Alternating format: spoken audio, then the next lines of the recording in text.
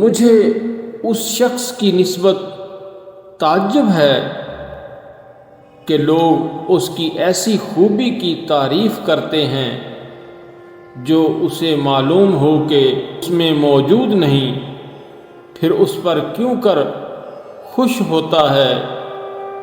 جو شخص ڈرپوک ہو وہ اپنے مطلب حاصل کرنے میں ناکام رہتا ہے۔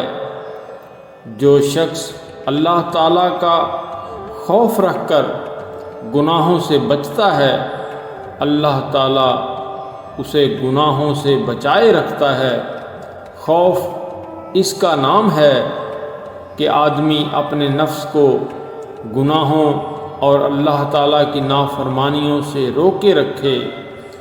اگر ایام زندگی میں کچھ تکالیف پیش آ جائے تو اللہ تعالیٰ کی رحمت سے مایوس نہ ہو اور لوگوں کی چال بازی سے ہر وقت ڈرتا رہ۔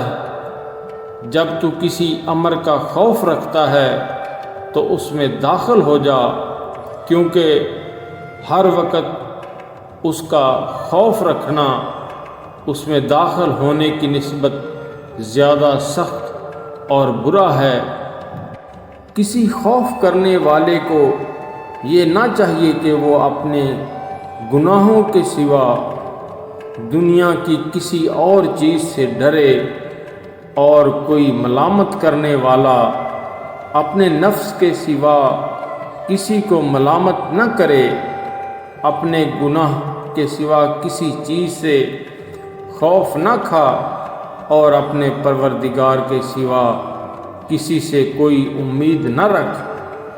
بہت سے خوفناک ایسے ہیں جن سے تو ذرا خوف نہ کر، بہت سے خوف موت کا باعث ہوتے ہیں۔